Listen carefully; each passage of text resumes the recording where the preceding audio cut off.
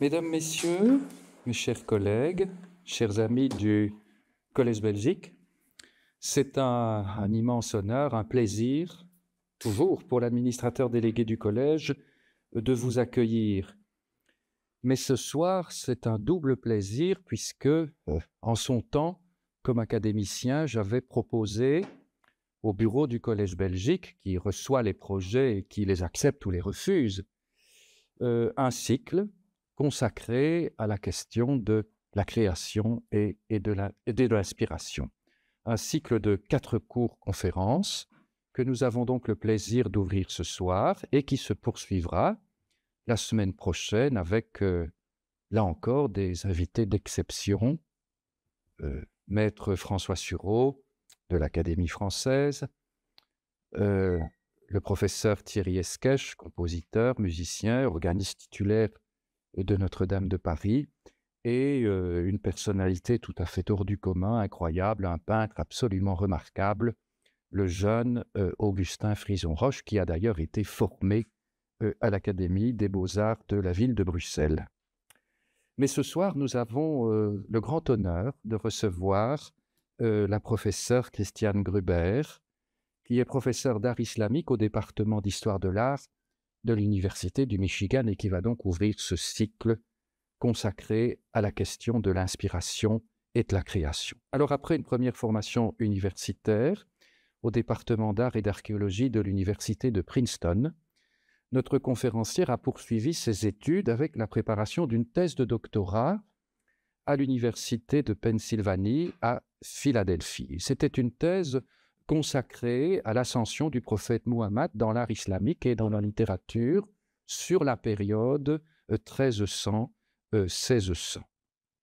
Et puis, après cette thèse, elle a commencé une longue carrière académique et scientifique, d'abord comme professeur assistant au département d'art et d'histoire de l'Université de Bloomington, puis elle a commencé alors cette prestigieuse carrière à l'Université de Michigan où elle enseigne toujours et où elle a été aussi présidente de son département. C'est une tâche immense, nous le savons bien, mes chers collègues. La professeure Gruber a été aussi visiting professor dans beaucoup d'universités. Je cite notamment son séjour à l'Université Paris-Sorbonne, mais également un séjour dans la prestigieuse Humboldt Université à Berlin. Alors, les travaux scientifiques de la professeure portent donc sur l'art islamique du Moyen-Âge à l'époque contemporaine. Et on inclut par là, dans ces travaux, les arts des livres islamiques, les peintures, et singulièrement les peintures du prophète, les textes et les images des ascensions, sur lesquels, ma chère collègue, vous avez écrit des livres et des contributions tout à fait remarquables.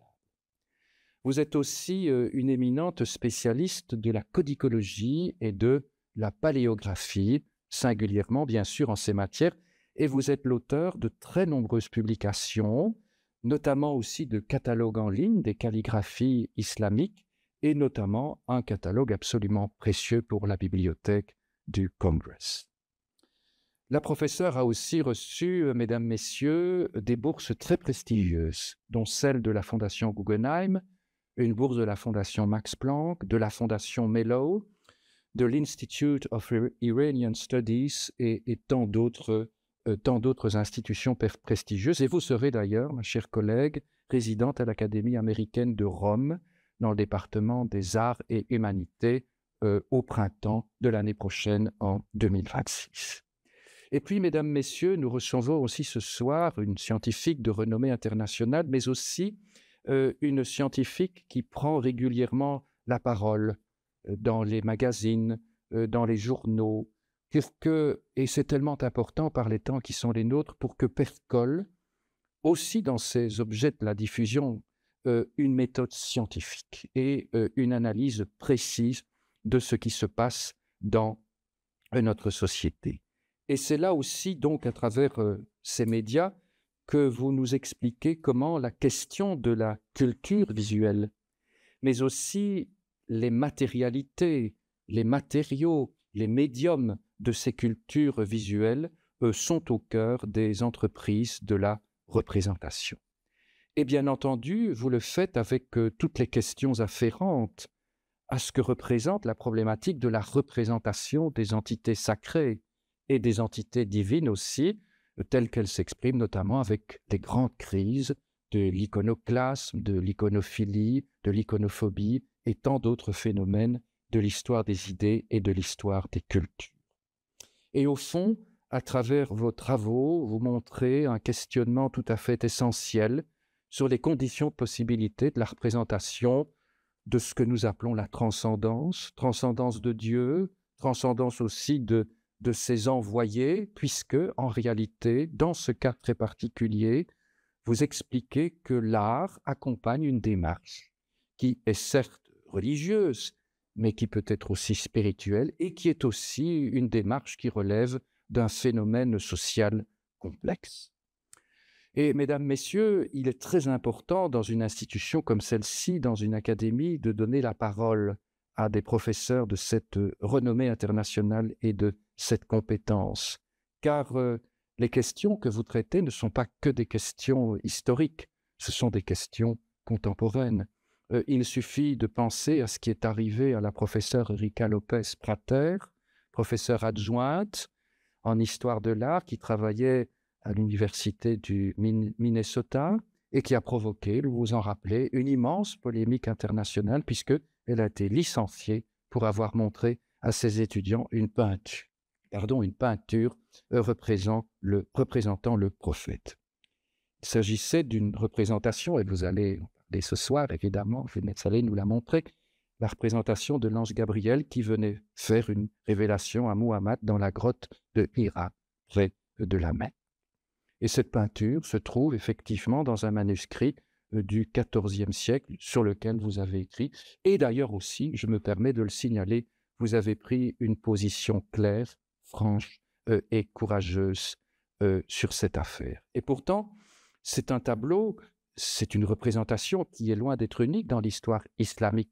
Il y a, et cela apparaît dans vos travaux, un ensemble de représentations qui sont faites en Perse, en Turquie, en Inde, du XIVe siècle jusqu'au XXe siècle, sans parler des cartes postales que l'on peut trouver, par exemple, en Iran, comme les catholiques trouvent à Lourdes des vierges qui clignotent des yeux. Eh bien, vous pouvez trouver à Téhéran des représentations du prophète qui clignote des yeux. Eh bien, ma chère collègue, à la lumière de ce qui nous arrive, il est évident que vos recherches sur les dispositifs iconographiques sont extrêmement importantes, car vous montrez par vos travaux combien ces réalités existent dans de très nombreuses traditions artistiques où il s'agit essentiellement de rendre une forme de la beauté des choses divines. Et donc, avec vos travaux, vous déconstruisez des propositions et des présuppositions qui sont totalement infondées sur l'absence de représentation figurative du prophète en islam, et vous expliquez aussi avec méthode et précision les modalités précises de la tradition religieuse, singulièrement quand elle est aniconique. C'est donc un travail scientifique de la plus haute importance parce que, ce faisant, vous nous aidez aussi, à travers vos travaux, à refuser les confusions historiques et dont, bien entendu, les assimilations qui sont indues, par exemple, par une confusion avec l'expression qui se fait par la caricature. Et donc, de cette façon, vous interrogez, me semble-t-il, de façon percutante les analyses, dont les analyses fantasmées notamment qui émanent de la communauté croyante musulmane, mais aussi d'individus qui sont les plus conservateurs. Et bien entendu, il y a à travers tout ceci, je le répète, toute votre compétence en matière de codicologie et de connaissances rigoureuses de ces œuvres d'art que, me semble-t-il, vous travaillez à préserver. C'est donc, mesdames, messieurs, mes chers amis, un immense honneur de vous recevoir en Belgique pour plusieurs conférences d'ailleurs qui auront lieu à Bruxelles, à la Fondation universitaire ce jour, tout bientôt à l'Université catholique de Louvain, à l'Université Saint-Louis. C'est un immense honneur que vous nous faites et en vous remerciant par avance, je vous donne la parole. Il y aura donc une conférence et comme toujours après, il y aura une séance de questions-réponses où vous pourrez poser et faire toutes vos observations à la professeure. Et puis, cette séance se clôturera, comme d'habitude, à 19 heures. Merci, chers collègues. Je vous donne la parole.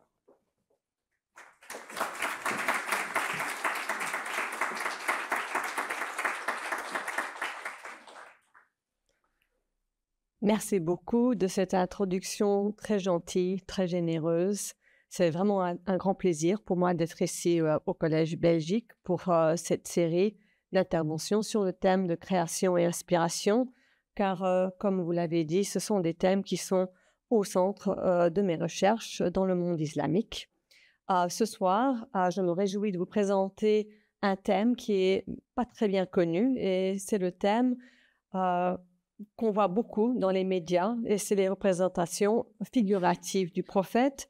Mais au lieu de discuter justement de caricatures, je préfère moi-même discuter de jolies peintures islamiques qui sont en dévotion au prophète Mohammed. Alors, sans plus tarder, je me lance dans cette conférence, cette présentation d'aujourd'hui.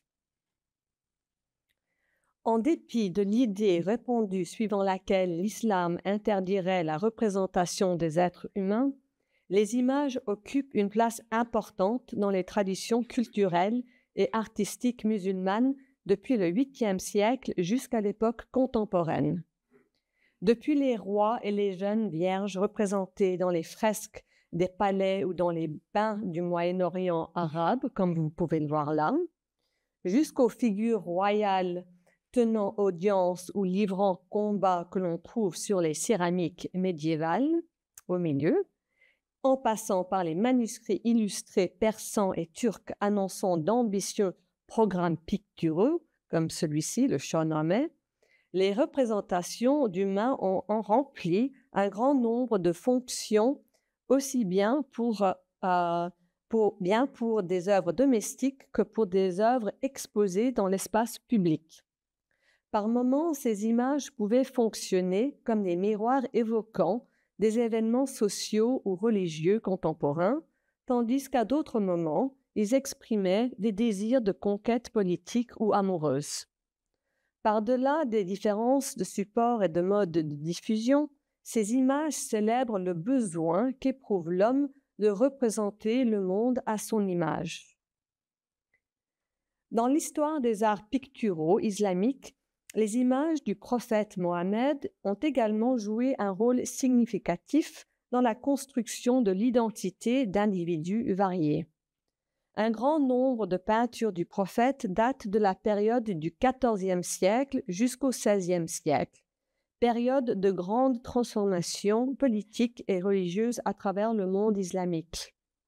C'est l'époque où apparaissent plusieurs grandes dynasties turco-persanes qui revendiquent un pouvoir de droit divin et qui récompensent leur adhésion à la foi islamique qu'ils défendent.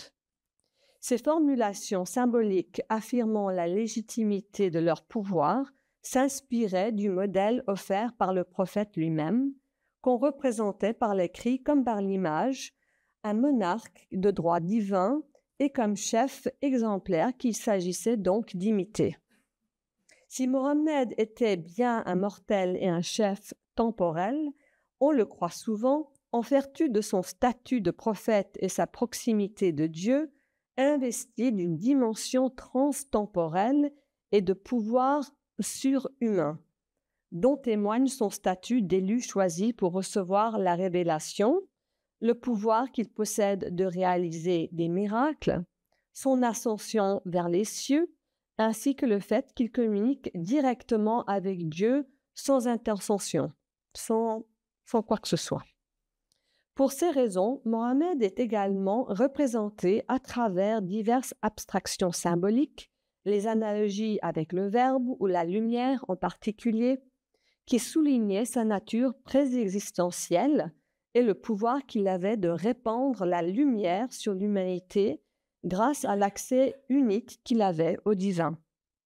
Ces métaphores faisaient de Mohammed la source ultime d'autorité et de spiritualité, ce qui permettait d'en faire un point de référence de la rhétorique politique aussi bien que religieuse, ou encore de le présenter comme un point de contact idéal avec le divin, comme par exemple dans les pratiques soufis et mystiques de prière et de contemplation. Ces nombreuses images du prophète, présentées comme chef mortel, présence invoquée, messager solaire, pivot de la vérité et chemin pour s'unir à Dieu, mettent en lumière les différentes manières qu'avaient les fidèles de l'envisager en fonction de leurs besoins et de leurs désirs. Plus intéressant encore, ces images prirent un tour plus résolument visuel à mesure que commanditaires et artistes se tournèrent vers le pouvoir expressif des arts visuels pour représenter et communiquer la vision d'un passé prophétique à travers le regard du présent. Bien qu'il nous reste 2 ou 3 peintures de prophètes datant de la première moitié du XIIIe siècle, l'histoire des représentations de Mohammed commence réellement autour de l'an 1300, c'est-à-dire après les conquêtes mongoles de l'Eurasie et la destruction en 1258 de la grande bibliothèque du califat abbasside dans la capitale de Bagdad en Irak. S'il est impossible de savoir si les collections de l'illustre bibliothèque, la Beit al-Hikma, contenaient des représentations du prophète, et le cas échéant quel type de représentation on y trouvait, il est en revanche certain que les peintures du prophète sont apparues dans des manuscrits illustrés commandés par les élites politiques au pouvoir à la suite des invasions mongoles, donc après 1258. S'étant installé en territoire arabe, persan et turc, et ayant à partir de 1300 largement adopté la foi musulmane, ses clients, qui étaient des gens cultivés, comptèrent parmi les plus grands mécènes des arts du livre, par qui la vie du prophète et l'histoire des origines de l'islam furent enseignées et transmises à des générations de croyants. Les images du prophète, en particulier celles qui furent produites en terre persane, n'étaient pas vues comme de simples supports visuels censés compléter un récit historique supposé objectif. Donc, ça ne suit pas simplement un texte écrit. Au contraire, elles présentaient le prophète comme un symbole de continuité historique dont elles se servaient pour défendre la tradition d'une classe dominante d'origine étrangère et qui cherchait à construire une identité autochtone musulmane. Cela explique que la plus ancienne image du prophète le représente comme chef temporel et prophète touché par le sacré, tous deux. C'est le cas dans la peinture que nous voyons ici, que l'on trouve au tout début du Marzuban-Name d'Al-Varavini, réalisé à Bagdad en 1299 ou 1299, comme on dit chez les Suisses. Ce texte, le Marzu, ici aussi, je suppose. Donc, oui, je suis chez moi. Donc, en 1299. Donc, le Marzuban-Name, simplement que vous sachiez, est un texte qui est un recueil de récits moralisants qui sont écrits en persan. Le manuscrit contient seulement 3 peintures. À part celle du prophète que vous voyez ici, se trouvent aussi des portraits de l'auteur et du commanditaire. Donc, regardons de plus proche cette peinture. Si la peinture fit plus tard les frais de l'iconoclasme, vous voyez que le visage du prophète a disparu, ainsi que celle des anges, et parfois les yeux des autres personnages ont été percés. Donc ça, c'est beaucoup plus tardif, peut-être même le XXe siècle. Sa version originale représentait le visage du prophète. Trônant assis, les jambes croisées, le prophète est revêtu d'une grande tunique blanche au-dessus d'un vêtement bleu. 2 anges dont les visages ont aussi été effacés volent au-dessus de lui, tenant un ruban flottant au vent, et voici le ruban qui flotte. L'ange de droite semble verser des rayons de lumière sur le prophète, voici les rayons, tandis que celui de gauche a l'air de l'oindre à d'une huile divine ou d'encens. Donc voici un vase avec peut-être de l'huile sacrée. D'autres personnages sont assis ou debout autour du prophète, Leurs visages, en particulier leurs yeux, ont été, comme ceux du prophète, effacés à une date ultérieure. Le texte persan, au-dessus de l'image et en dessous de celle-ci, décrit le prophète comme radieux, comme une lumière, le mot c'est nouj en arabe, et ses deux sandales comme sentant la menthe poulio, le kaïsou en persan, qui est une variété de menthe sauvage. Les anges lui confèrent donc les attributs synesthétiques, c'est-à-dire simultanés de la lumière et de l'odeur, ajoutant à son portrait des traits qui ne sont pas visibles à l'œil nu. Faisant écho, les pétales de fleurs et les feuilles au sol que vous voyez ici représentent peut-être les feuilles de la menthe poulio et ajoutent donc à l'évocation olfactive du prophète dont l'odeur est louée dans le texte Al-Baravini qu'il a décrit comme une terre parfumée. Donc le prophète est décrit comme une terre parfumée. Si la composition de la peinture et le texte qui l'accompagne suggèrent que l'essence intérieure du prophète, parfumée et irradiante, peut être sujet de louange et de représentation mentale, il s'intéresse également à ses traits plus directement visibles. En effet, les traits, ce qu'on appelle shama'il en arabe, donc les traits de caractère du prophète, sont loués dans les deux vers de poésie qui sont écrites en arabe, juste en dessous de la peinture. Et celle-ci déclare, on va voir si je l'ai écrit, que la paix de Dieu soit chaque matin et chaque jour sur semblable trait, que la paix soit sur le mystique qui, manquant Mohammed, se balance de droite et à gauche. À partir du texte persan et du poème arabe célébrant le prophète, on peut supposer que la peinture représente le prophète parmi ses compagnons assis et debout et contemplant ses attributs non physiques. Et là, ce qui est intéressant pour ceux qui puissent lire l'arabe, c'est qu'il y a un jeu de mots entre le mot shama'il, ça veut dire les caractéristiques physiques et aussi de moralité du prophète, en disant que les soufis sont en train de se pencher de la droite à la gauche, et le mot pour la gauche, c'est pas shimen, mais c'est au pluriel, shama'il. Donc shama'il, shama'il, il y a un jeu de mots là, dans la poésie. Et l'image joue avec les mots. La posture des hommes suggère qu'ils sont dans une attitude de méditation spirituelle et de prière. Ils ont les yeux levés vers une vision du prophète qui est lui-même sanctifié par les anges planant au-dessus de lui. Un homme assis à la gauche du prophète lève ses deux mains, ici, vous voyez ces deux mains qui sont levées, les paumes tournées vers le ciel, dans une posture communément désignée comme l'élévation des deux mains, ou raf al-yadayn en arabe. Se balançant d'avant en arrière, assis ou levant leurs mains au ciel pour prier, les personnages qui l'observent louent, comme ravis, le prophète, ses caractéristiques physiques ainsi que ses attributs spirituels, dont l'odeur. Ils ont une attitude de méditation et de dévotion qui donne au prophète un air de majesté, placé qu'il est sous la protection de ses anges, dont l'un lui permet d'irradier et l'autre d'exuder un parfum divin. L'interprétation du portrait du prophète dans le Malzuban Nameh s'enrichit de bien des façons si on la met en rapport avec une autre peinture que l'on trouve 5 feuillets plus tard dans le même manuscrit. Dans cette scène, un chef est assis sur son trône au centre de la composition. Si l'on n'est pas certain de savoir qui est ce personnage, il est clair qu'il s'agit d'une personne de haut rang, peut-être de rang royal. De manière très significative, la représentation de l'audience du roi montre de façon indubitable le parallèle avec la peinture du prophète Mohammed dans le même manuscrit.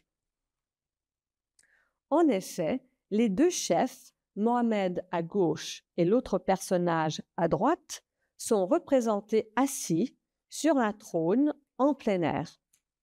Ils sont tous les deux entourés de disciples et de dignitaires, debout et assis dans des attitudes de respect et de louange.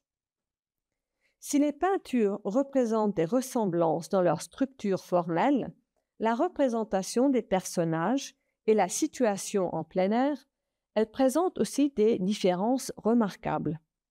Par exemple, le commanditaire royal, à droite, porte une couronne d'or et une robe croisée au cou que vous voyez ici, et voici sa couronne en or, tandis que les personnages qui l'accompagnent sont vêtus de tenues contemporaines ainsi que de couvre-chefs à plumes caractéristiques de tenue à l'époque du manuscrit. Donc, ces petites plumes-là, c'est de la période seldjoukide en Anatolie.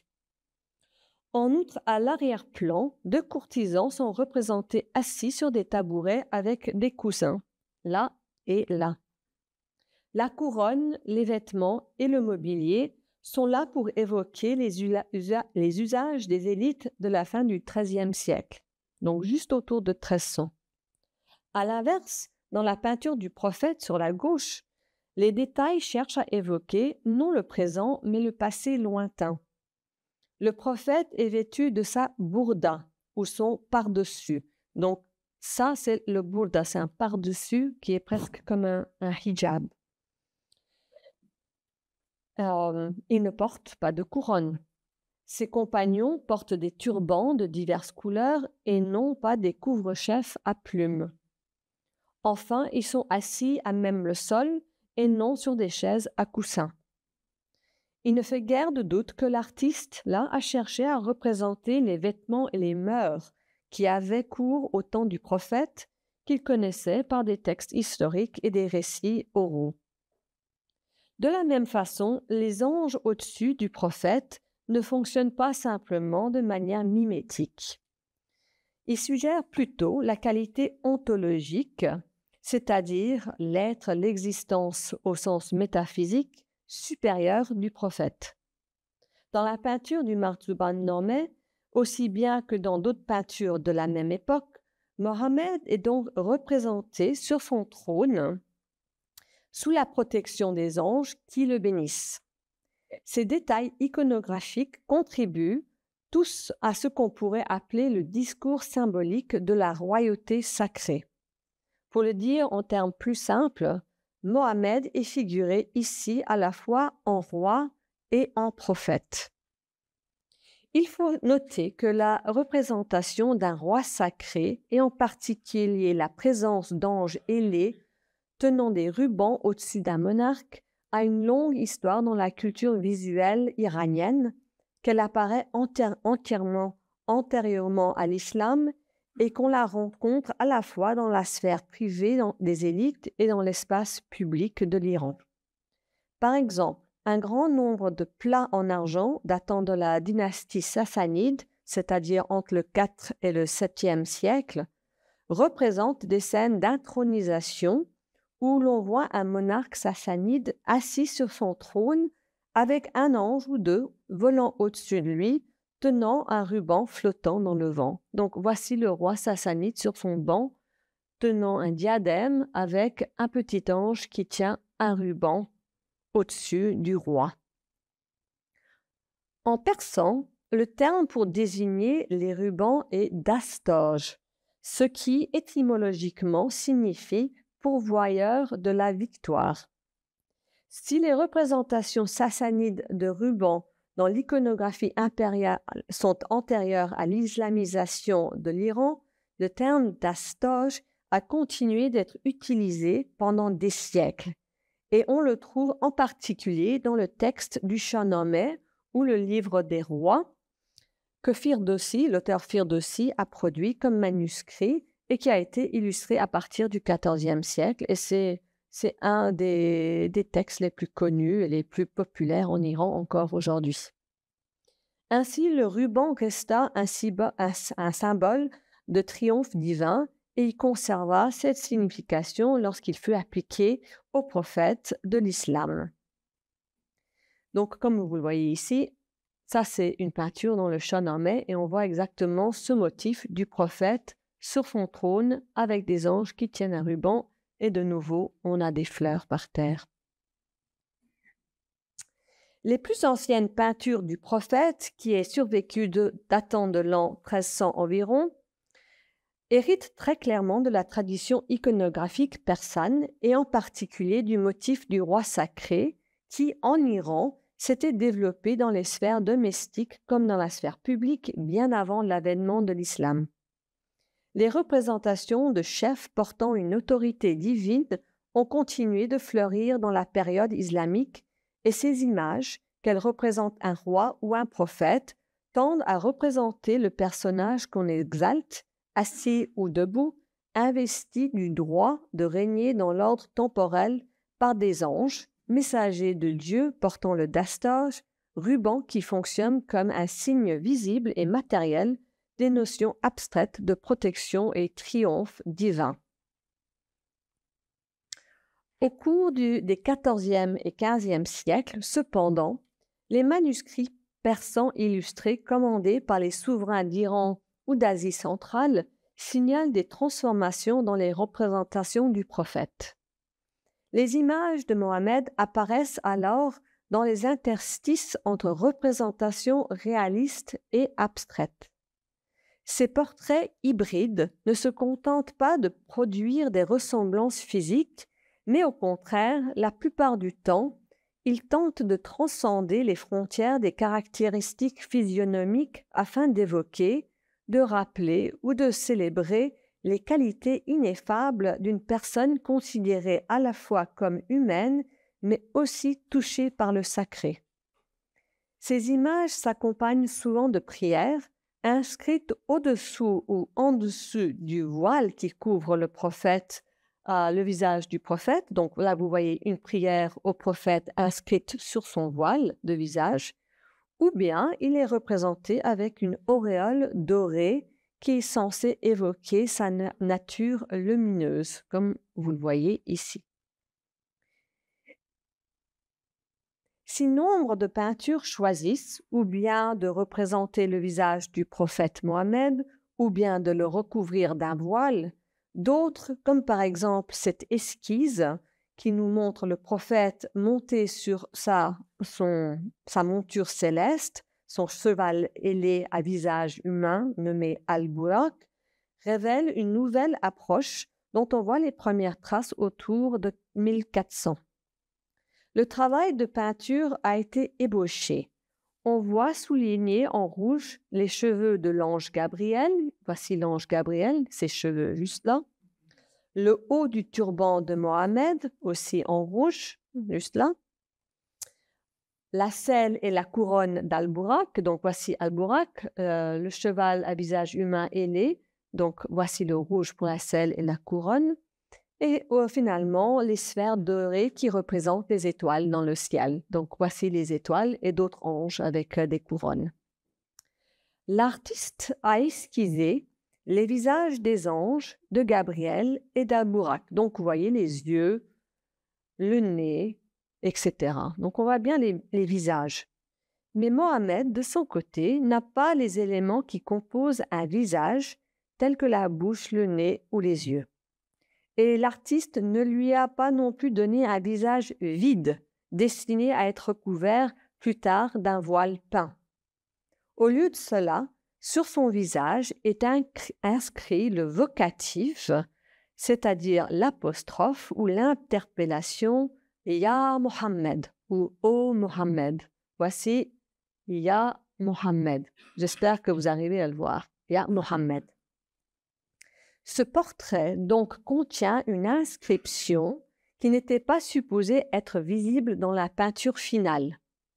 Ces représentations font du prophète une sorte de coquille de chair, de réceptacle qui contiendrait des éléments linguistiques, deux techniques très différentes donnant ainsi au prophète une dimension variée. La présence par le corps d'une part, la présence par le verbe d'autre part, cette dernière étant représentée par l'inscription sur son visage qui est en fait au vocatif, donc c'était peut-être une prière orale de l'artiste. On pourrait être tenté de voir dans ce portrait de visage du prophète incarné dans le vocatif « Ô Mohammed » un exemple unique qui nous renseignerait sur cet artiste au début du XVe siècle.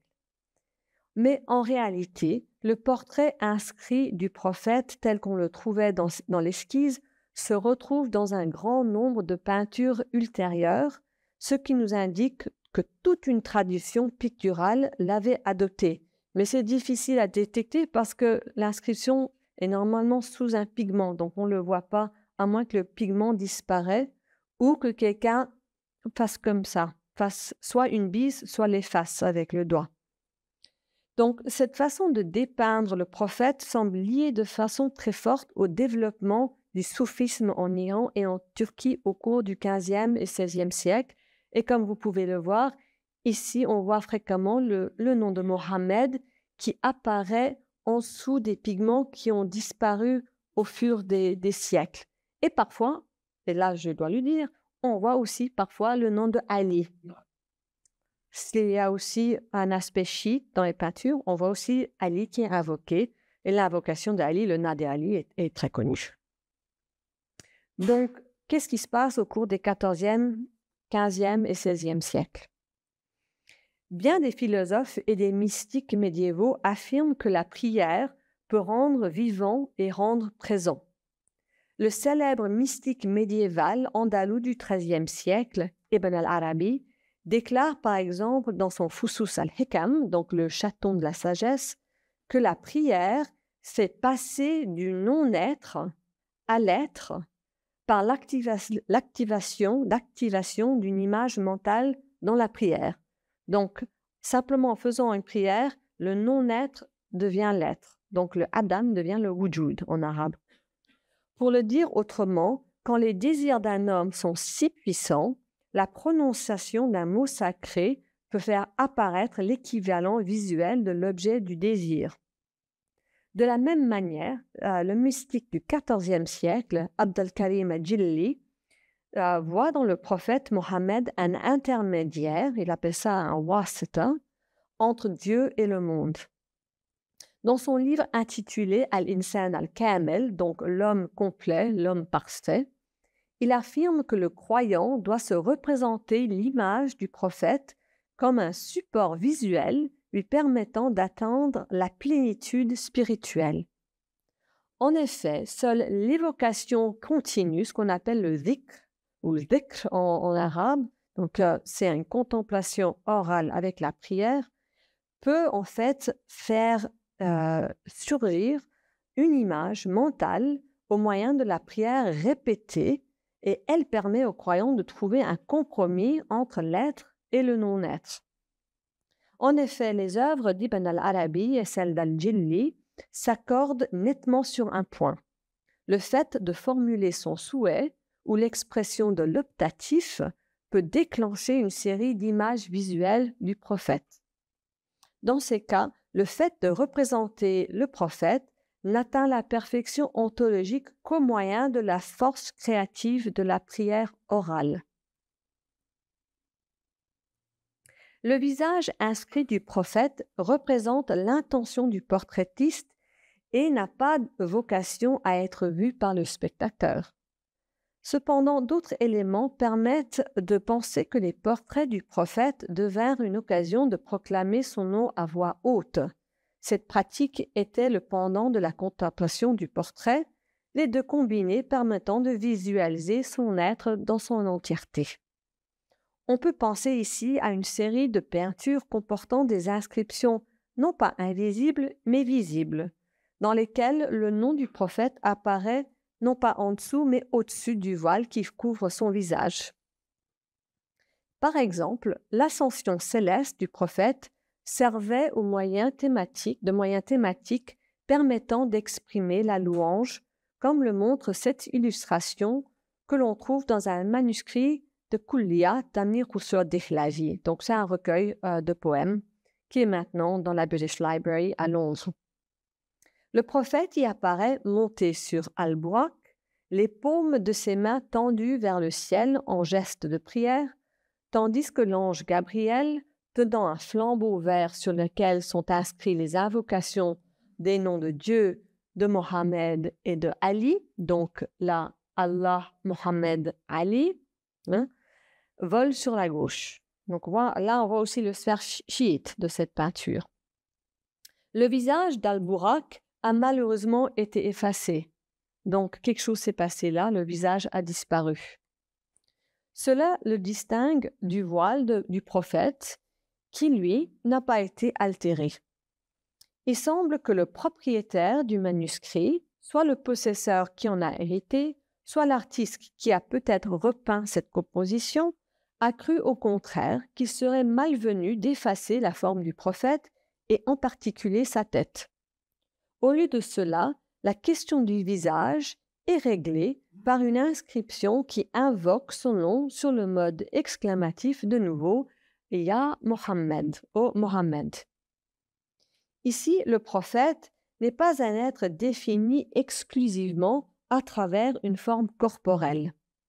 C'est dans la piété qu'exprime le croyant par la prière qui prend forme finale. Le voile qui couvre sa face devient en effet une page blanche où s'inscrit la piété et son portrait devient le lieu où vit une tradition écrite et orale de la prière qui sont ici exprimées en termes picturaux. Le portrait inscrit du prophète fonctionne pour le spectateur comme une incitation à la prière, pratique que l'on retrouve sous diverses formes dans d'autres traditions culturelles, comme en Europe. D'une semblable manière, les commanditaires appartenant aux dynasties ottomanes en Turquie et safavides en Iran, qui semblent avoir joué un rôle important dans l'ajout des inscriptions sur les voiles recouvrant le visage du prophète ou d'autres personnages, continuèrent la pratique qui consistait à inscrire une prière à l'endroit où on aurait attendu le visage du prophète. Ce procédé apparaît dans une peinture que l'on trouve dans un manuscrit d'un poème martyrologique, donc c'est une histoire de martyr, de Fusili qui est intitulé Hadikat as-Su'ada, donc le jardin des bénis. Dans ce poème, écrit en langue turque, le prophète et Ali visitent leur propre tombe à Médine à la nuit tombée avec des compagnons. Le texte semble avoir été écrit aux alentours de 1600, mais toutes les illustrations, et notamment celles qui nous intéressent ici, sont datées de 1706, donc elles sont ultérieures au texte. On ne le voit pas sur l'image, mais le nom du prophète a été inscrit sur son voile. Il a été un peu effacé. Là, Ya Mohammed. Quelqu'un a peut-être fait une petite bise. Parfois, on voit un dégât à cause des bises ou des bisous dévotionnels. On le voit fréquemment, en fait. Donc, on ne voit pas très bien Ya Mohammed, tandis que Ali a été restauré sur le vocatif. Là, il y a Ali, dans une encre différente. Contrairement au prophète et à Ali, les autres personnages, comme Othman et Omar en bas à droite, là, Othman et Omar, ont leur nom tout simplement inscrit sur leur turban et ils n'en sont pas proclamés dans l'exclamatif. Il n'y a pas de « ya ». Donc, c'est simplement une identification, ce n'est pas une prière. Cette pratique par laquelle une invocation du nom du prophète est placée sur le voile de Mohammed prouve que l'évocation de la présence du prophète n'est pas simplement une manière d'aider l'artiste dans sa création, mais qu'elle appelle aussi une réponse active du spectateur de l'image, qu'il soit l'artiste lui-même ou qu'il soit son propriétaire. En d'autres termes, celui qui voit l'image entre dans une relation dynamique fondée sur le principe suivant. La peinture raconte une histoire avec les moyens de son art. Le spectateur, quant à lui, y ajoute une signification pieuse grâce à l'invitation linguistique. Ainsi, le spectateur agit avec et à travers l'image. La technique imaginatrice qui permet de générer une image, une vision à travers la prière, est confirmée par les sources textuelles islamiques. Par exemple, Al-Jazuli, auteur du XVe siècle, Dans son manuel de prière, le Dala'il al-Khairat, ou Preuve de bonté, un texte très populaire, dit que l'homme qui écrit le nom de Mohammed ressentit une intense transformation traverser son corps. L'homme confirme, et là je vais lire la citation, « Sitôt que j'écrivais le nom de Mohammed ou que je bénissais son nom, le Seigneur me donnait ce que mon œil n'avait vu, ni mon oreille entendu, et qui n'avait jamais touché un cœur mortel. » Fin de citation. Le mot écrit, redoublé d'une bénédiction ou d'une parole prononcée, transforme le symbole écrit épigraphique en vision instantanée de la totalité de l'être ontologique du prophète. Ce procédé qui consiste à inscrire le nom du prophète, qu'il soit dissimulé sous son voile ou bien inscrit par-dessus, révèle le besoin qu'éprouve l'homme de se donner un substitut matériel à un Mohammed que j'appelle le Mohammed métaphysique, donc plus que corporel. Au XVe siècle, les artistes commencèrent aussi à imaginer des métaphores visuelles nouvelles et relativement inventives, en particulier pour souligner la nature lumineuse du prophète. On peut suivre ce développement iconographique dans toute une série de peintures, mais on en trouve l'expression la plus marquante dans deux textes historiques qui contiennent tous deux des chapitres racontant la vie du prophète. Le premier de ces textes s'appelle le Jami' at-Tawarikh, ou le recueil de chroniques. On le doit au ministre Ilkhanid Rashid ad-Din, et c'est au début du XIVe siècle qu'il fut produit comme manuscrit illustré, et ma collègue Erika Lopez-Prater a montré justement une de ses peintures dans sa classe, parce que ça fait partie du canon historique de l'histoire de l'art. Le second texte est le Majma' at-Tawarikh, ou l'anthologie des chroniques, et il a été écrit par Hafez Abru, l'historien officiel du souverain Timouride Shahrukh, qui avait demandé que le texte de Rashid ad-Din soit mis à jour et complété. Par conséquent, le manuscrit timouride de 1425 s'inspire largement de son prédécesseur Ilkhanid, aussi bien pour ce qui concerne le texte que pour les images. Donc on a deux manuscrits qui sont en dialogue à travers un siècle. Malgré ces parallèles, ces similarités, les textes et les images ont été modifiés sur des points significatifs qui nous permettent de voir comment les représentations du prophète se modifièrent au cours du XIVe siècle. Bien des peintures du prophète pourraient servir de base à une étude comparative. Pour ce qui nous concerne aujourd'hui, parce qu'on a seulement 1 heure ensemble, je vais me concentrer seulement sur 2 exemples qui sont des exemplaires de transformation plus larges dans l'iconographie du prophète en terre d'islam.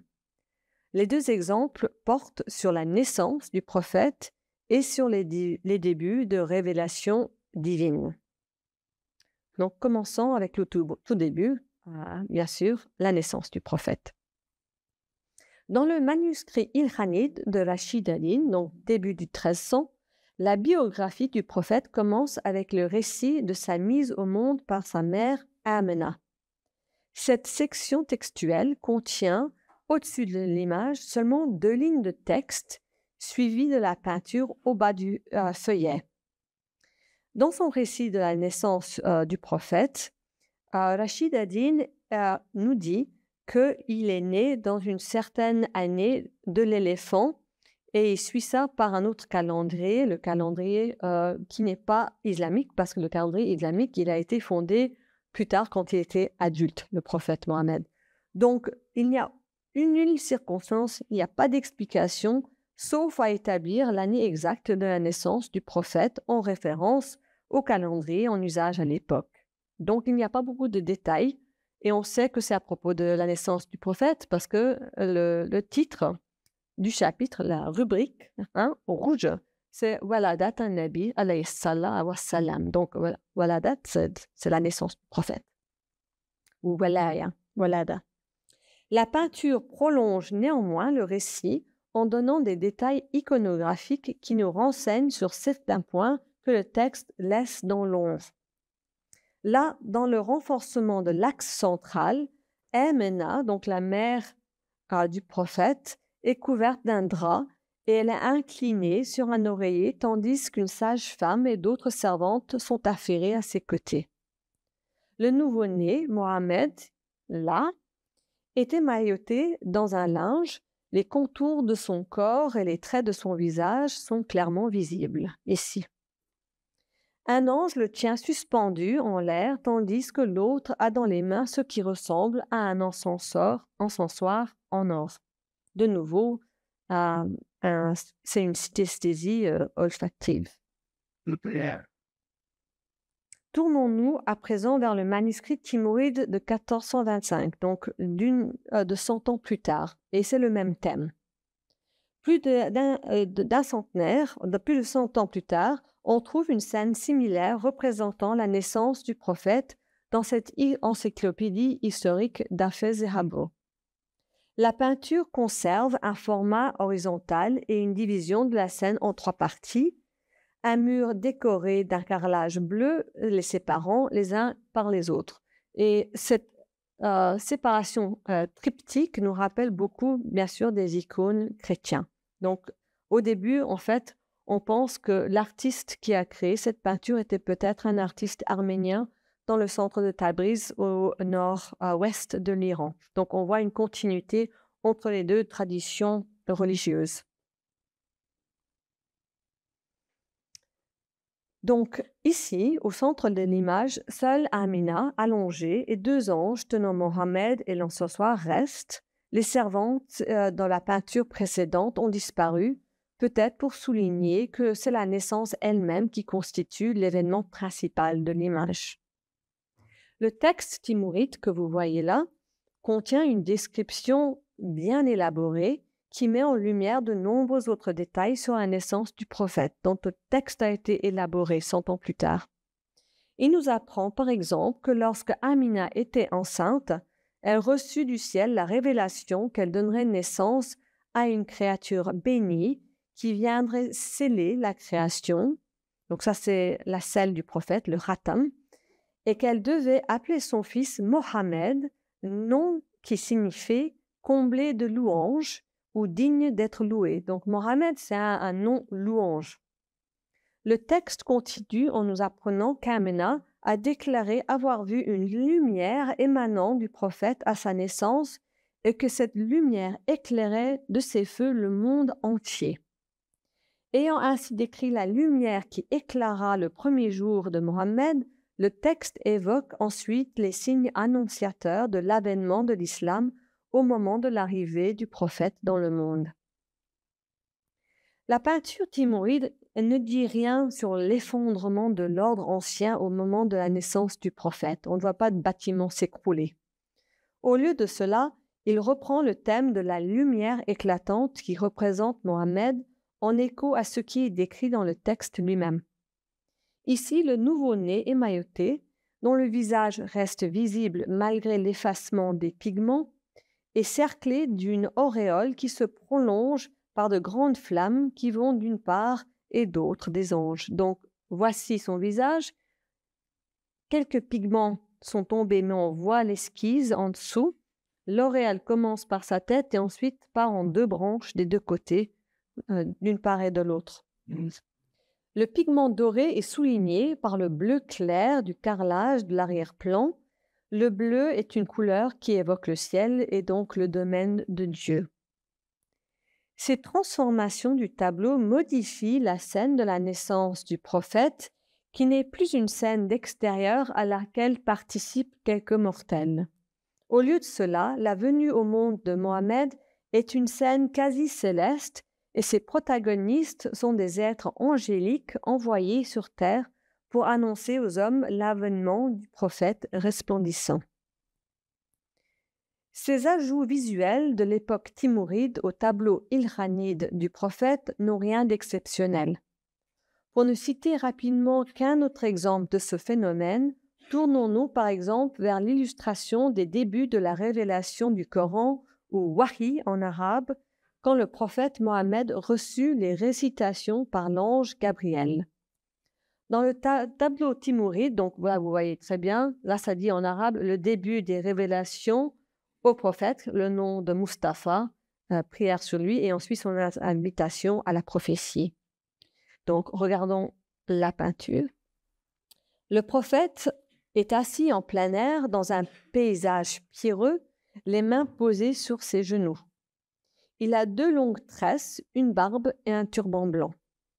Il a le regard posé sur l'ange Gabriel qui s'approche, l'index pointé vers Mohammed dans un geste qui lui intime l'ordre de réciter au nom de son Dieu. Donc, Ikra, récite au nom de Dieu. Ce moment déterminant, puisqu'il marque le début de la révélation du Coran au prophète sous la forme de récitation orale, fit aussi l'objet d'une illustration dans le manuscrit timouride de 100 ans plus tard. Bien qu'inspiré par le précédent Ilkhanide, et là je vous montre plus en détail, la peinture timouride présente plusieurs différences, entre autres l'ajout d'auréoles dorées entourant le prophète Mohammed et l'ange Gabriel. Donc vous voyez ici l'auréole dorée pour les 2 protagonistes. La juxtaposition de ces tableaux des 1300 et 1400, de la naissance du prophète et les débuts de la révélation coranique, met en lumière une série de changements dans l'art figuratif à mesure que les manuscrits persans se sont développés au cours du XIVe et XVe siècle. Pour les représentations du prophète, la nouveauté en termes de contenu réside dans les auréoles d'or, procédé pictural dont les fondements philosophiques sont exposés dans maints textes islamiques antérieurs. En effet, les sources littéraires utilisent l'analogie avec la lumière pour évoquer les qualités plus sacrées du prophète, autrement dit, pour inviter les croyants à imaginer et contempler la lumière de Mohammed, soit la Nour Mohammed, la lumière du prophète. Le Coran même évoque en plusieurs endroits une lumière éclatante ou une lampe, les 2 motifs souvent interprétés comme une métaphore du prophète. Nombreux sont les versets du Coran qui disent que Dieu envoya à son peuple une lumière, donc Nour, et un livre, Kitab, pour les emmener hors des ténèbres. Les exégètes ont interprété ces versets comme suggérant que Dieu communique avec les hommes au moyen de son livre, donc le Coran, et son prophète, lui-même lumière incarnée, symbole de la divine révélation. D'autres versets du Coran, la plus célèbre étant le verset de la lumière, donc Ayat an-Nur, ont été interprétés tout particulièrement par les penseurs mystiques, donc les soufis, comme des métaphores de Mohammed vues comme une torche éclairant un éternel tabernacle brillant de l'Orient à l'Occident. Donc ça, c'est le verset. Donc là, c'est le prophète en tant que lumière qui éclaire l'Est et l'Ouest. Enfin, de nombreux dits du prophète, donc les hadiths, continuent de construire cette conception du prophète en tant que lumière. Par exemple, Al-Bukhari cite un des compagnons du prophète qui aurait déclaré, et là je cite, « Chaque fois qu'il entrait dans l'obscurité, le prophète avait de la lumière brillant autour de lui comme un clair de lune. » Fin de citation. À travers leurs genres respectifs, exégètes, biographes et poètes mystiques ont tous contribué au développement de la croyance suivant laquelle Mohammed était une lumière originelle ou un corps de lumière pré-existentielle, dérivé de l'essence incandescente de Dieu et envoyé au monde en tant que substance créative. Ces efforts nourris ont ensemble donné naissance à la conception de Mohammed en tant que lumière, donc le Nour Mohammed. Cette façon de concevoir le corps du prophète repose sur l'idée que Dieu s'est fait en lumière, que cette lumière s'est ensuite manifestée comme lumière de Mohammed, que de celui-ci a procédé la création de l'univers tout entier avant qu'il ne se manifeste lui-même comme corps physique sur la terre bien plus tard. Dans l'histoire de l'imagination religieuse musulmane, la notion de Nour Mohammed met donc en lumière des efforts répétés pour dépasser des conceptions trop littérales du prophète et privilégier un Mohammed plus métaphorique. Ces efforts pour transcender le purement physique et le mimétique trouvent un écho dans les peintures du prophète que l'on trouve dans les textes mystiques produits sous la forme de manuscrits illustrés au cours du XVIe siècle et dont l'image que nous voyons est peut-être l'illustration la plus réussie. Cette image apparaît dans la section introductive contenant des louanges au prophète dans le Bustan ou le verger, livre que Saadi, qui consiste en récits illustrant les vertus que doivent cultiver les musulmans et en réflexion sur le comportement et les pratiques des soufis ou les mystiques musulmans. Ici, la peinture accompagne l'éloge du prophète au début du livre, dans lequel est louée sa proximité avec Dieu ainsi que sa lumière radieuse. Dans la partie supérieure de l'image est représentée l'ascension du prophète vers les cieux. Il est monté sur Al-Burak et s'envole à travers des légions entières d'anges. Il est entouré de volutes de nuages dorés, tandis qu'un halo de feu entoure sa tête et son turban. L'ascension du prophète est souvent mentionnée dans les prologues des ouvrages mystiques comme l'un de ses plus grands miracles, qui le fait traverser les cieux et retrouver Dieu, avec lequel il a un entretien personnel et duquel il reçoit la connaissance de l'au-delà. Il visite aussi le paradis et l'enfer. Entre autres, comme motif thématique, l'ascension du prophète servait aussi de miroir aux mystiques embarqués dans leur propre quête pour dépasser le visible et le terrestre et atteindre la connaissance gnostique, autrement dit relative à la philosophie ésotérique et l'unité parfaite en Dieu. Donc ça, c'est ce qu'on appelle le ma'rifa, donc le savoir gnostique, pour achever le tawhid ou l'unité avec Dieu. Ça, c'est des thèmes très populaires dans le soufisme. Cet hommage à Mohammed et à son plus grand miracle est comme métaphore du voyage vers le divin. L'ascension du prophète a été un thème de représentation majeur dans la peinture persane avant comme après le XVIe siècle. Ce tableau-là, c'est probablement inspiré d'un grand nombre de précédents, notamment les célèbres livres de l'Ascension ou Mirage nommés, manuscrits illustrés Timourides, Ilkhanide, etc., ainsi que d'autres peintures de l'Ascension que l'on voit souvent monter, où on voit le prophète souvent monter sur Al-Burak encerclé d'anges. Pourtant, ce qui est remarquable dans ce tableau, c'est que le prophète n'y est pas seulement représenté dans les cieux ou au-dessus de la Mecque, donc là, il est tout seul, il n'y a rien d'autre dans cette peinture, mais là, au lieu de cela, il plane au-dessus de 3 hommes à genoux. Et ça, c'est rare de voir quelque chose comme ça, ayant les yeux fermés et en méditation dans un espace intérieur. L'un d'eux, vêtu d'une robe rouge que vous voyez là, semble s'être endormi, la tête posée sur sa main. Un autre, à la barbe blanche, ici, tient un rosaire et semble dans une profonde méditation. Voici le rosaire, donc pour prier. Derrière les 3 hommes, dans une niche concave qui évoque les mihrabs des mosquées, apparaît un support destiné à recevoir le Coran. Ça, c'est probablement le Coran. De celle-ci jaillit un faisceau de lumière que vous voyez là, lequel se prolonge en nuages dorés qui encerclent le prophète, comme vous voyez là. La peinture semble présenter une vision lumineuse et onirique du prophète par ses mystiques assis dans une mosquée, en méditation et en contemplation.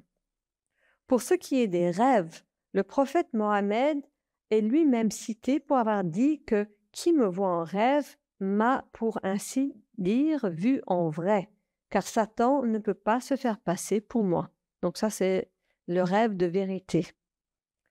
Ce rêve visionnaire qu'on voit dans la peinture est donc vu comme plus proche de la réalité ontologique. Dans ce cadre, l'image fonctionne fondamentalement comme une visualisation extériorisée de ce qui est fondamentalement comme une vision intérieure de l'imagination pieuse. Cette peinture ne représente donc pas une description littérale de la réalité perçue, mais plutôt une vision de rêve induite, une vision intérieure.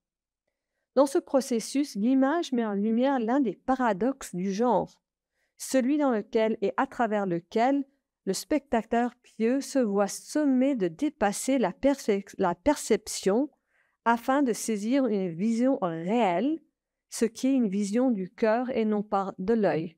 Donc l'image invite à la transcender elle-même. C'est un véhicule à autre chose. Pour conclure brièvement sur le thème abordé ce soir, on peut dire que les peintures du prophète réalisées en terre persane en 1300 et 1600 montrent que ce n'est pas la prohibition des images qui, historiquement, ont été la force directrice expliquant le développement d'éléments métaphoriques et non figuratifs utilisés dans les représentations du prophète.